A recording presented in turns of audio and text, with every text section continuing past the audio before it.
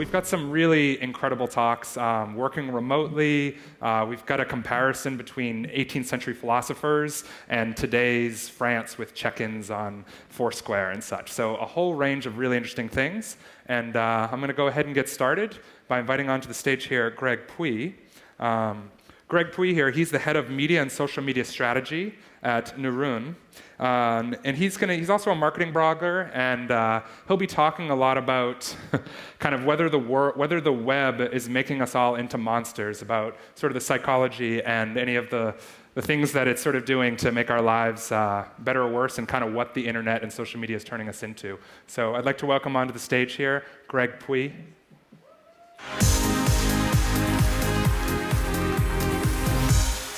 Hey. So I'm going to. So here again, Greg Pouy from Neurun, a great marketing blogger, and he's going to present "Is the Web Turning Us into Monsters?" Greg Pouy. Thanks. Actually, I'm over here. Waiting for my slide to arrive. Okay, so ladies and gentlemen, my fellow LeWeb goers, I've got a confession to make today, and honestly, I'm not talking about that usually, and it would be great if this could stay between you and me. Thing is that I get insulted. I mean, I'm sharing on my blog, my Twitter account, and Facebook, and so on, just as you are, I suppose. And yeah, I mean, it happens. I get insulted on what I'm saying.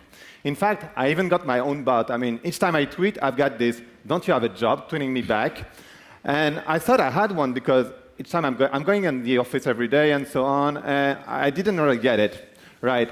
Maybe you don't care about my life, and hopefully this speech is not about me because, I mean, I'm a social media guy, and bashing is part of the game.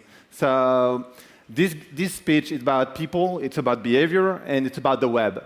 And we are all here to celebrate how the web amazing is, and the web changed a lot of things, and part of that change is that now negative reviews have their own space. I mean, negative reviews have always existed, but now we can see them on the social web, whether they're good or not. And I definitely think that negative reviews are great. I mean, they are very sane. They help you to improve. They help also customers to make better choice. So they are great, and I've read all the studies about negative reviews helping you to raise your ROI. But at the same time, you should always consider both negative reviews. There are constructive bad reviews like, "I don't like this because," and there are destructive bad reviews like, "You sucks, man." Maybe people saying that on Twitter right now. I don't know. And people can really be mean online. I don't know where Mark Harrington is. I don't know if he's there already. But you know what I'm talking about. And in fact, you know also what I'm talking about. There are people bashing online, and the thing is that we all do that. There are group dynamics on the web. People, when you want to be integrated in the community, you will bash also. I mean, when someone's saying something bad, you will add your little comment. And the thing is, it is very easy to bash behind a keyboard. There's no one in front of you. You just retweet. You just push a button.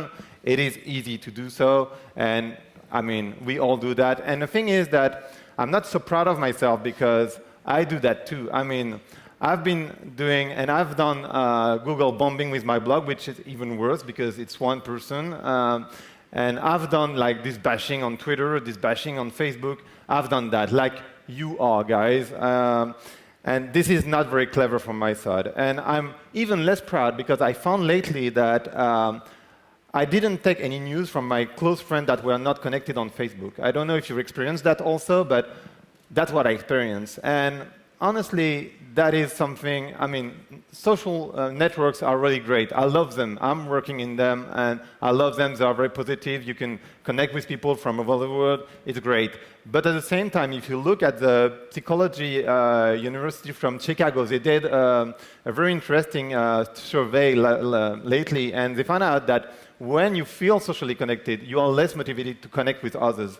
And what they're saying is that when you're socially connected, you might consider people as subhuman, which is a strong statement, right? But that's what it leads. It leads to dehumanization. So I love social networks, but at the same time, we should always be careful of that.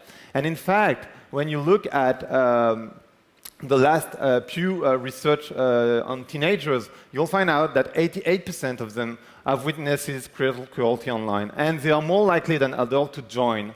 I don't know if you've seen this Meet Jad video. I mean, this girl saying on the video that she can't handle bashing, but whether they're online or offline.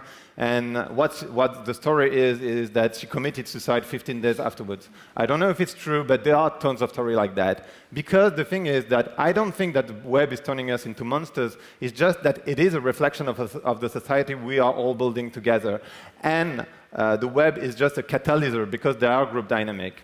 And if I have only 2 messages for this 5-minute speech, it is, first one, be careful before sharing and commenting. Wait 15 seconds, because you are hurting someone who is not able to handle that.